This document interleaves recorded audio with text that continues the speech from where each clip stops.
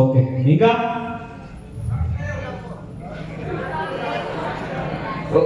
Okay, next. Not network related, only operations రిలేటెడే చెప్పండి. Okay, thank you.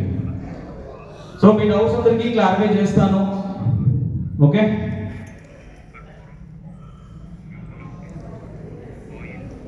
Okay, చూడండి. KYC అంటే బేసిక్గా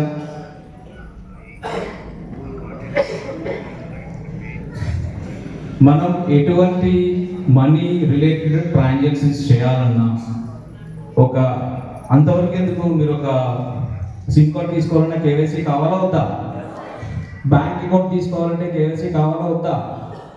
ఒక బైక్ పర్చేస్ చేయాలన్నా, ఒక హౌస్ పర్చేస్ చేయాలన్నా, any transaction related KYC very important. మరి బిజినెస్లో ఎంతమంది డిస్ట్రిబ్యూటర్స్ ఉంటారు? Guess approximately. ఓకే, మరి ఇంతమంది కేవైసీ మన కంపెనీ హ్యాండిల్ చేయాలి అంటే మీ అందరూ సపోర్ట్ కావాలి. చేస్తారా లేదా? గట్టిగా. Thank you.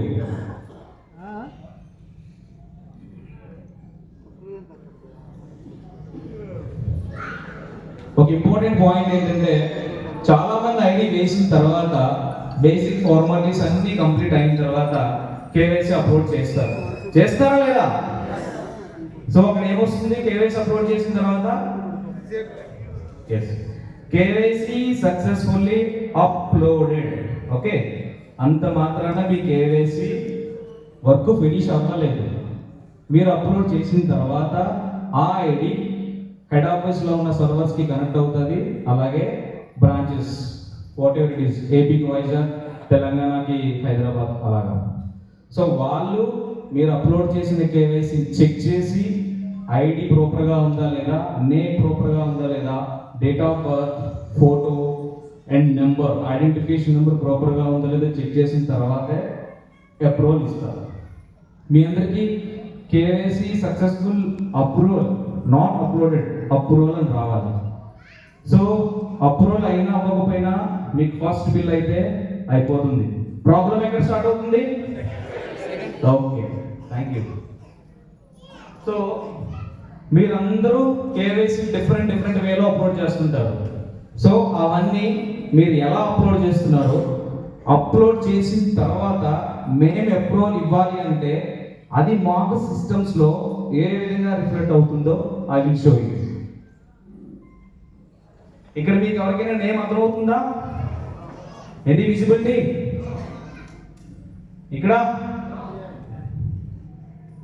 ఇక్కడ చూడండి, మొత్తం కార్డు పెట్టేశారు ఏకంగా.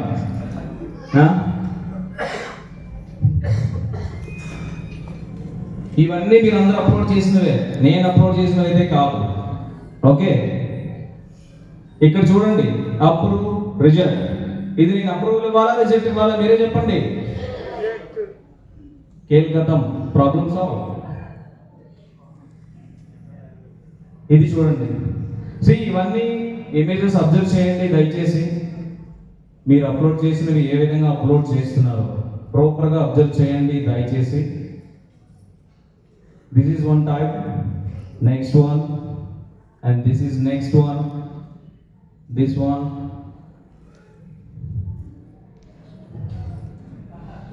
ఈ నాయకుగా పెళ్లి సంబంధానికి ఫోటో కూడా పెట్టేశాడు. ఓకే, ఇక్కడైతే అసలు ఏం కనే కనిపించట్లే, అందరూ కలర్లో పెడితే ఈ నాయకుగా బ్లాక్ అండ్ వైట్ పెట్టేశాడు. ఇది బాగుందా లేదా? ఇది రిజెక్ట్ చేయాలా లేకపోతే అప్రూవల్ చేయాలా? కరెక్ట్గా చెప్పండి. వై?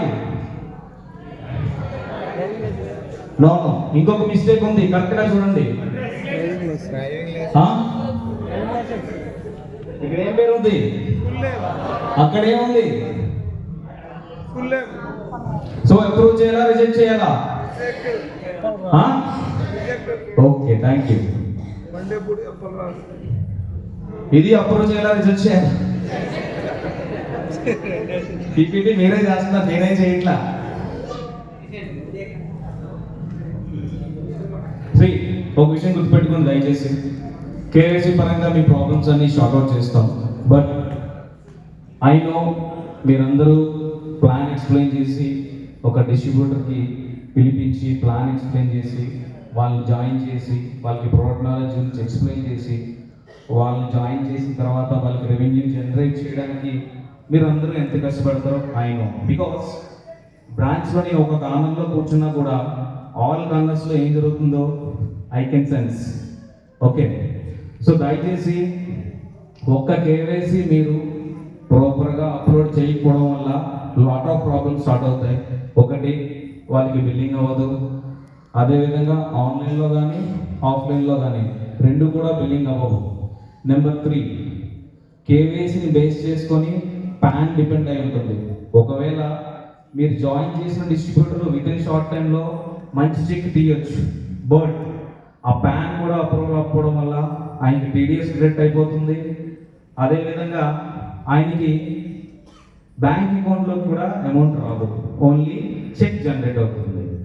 అది కూడా ఫర్ ఎగ్జాంపుల్ జనవరి చెక్ అనుకోండి, అది ఫిజికల్గా బ్రాంచ్కి వచ్చేసరికి మార్చ్ ఏప్రిల్ అవుతుంది.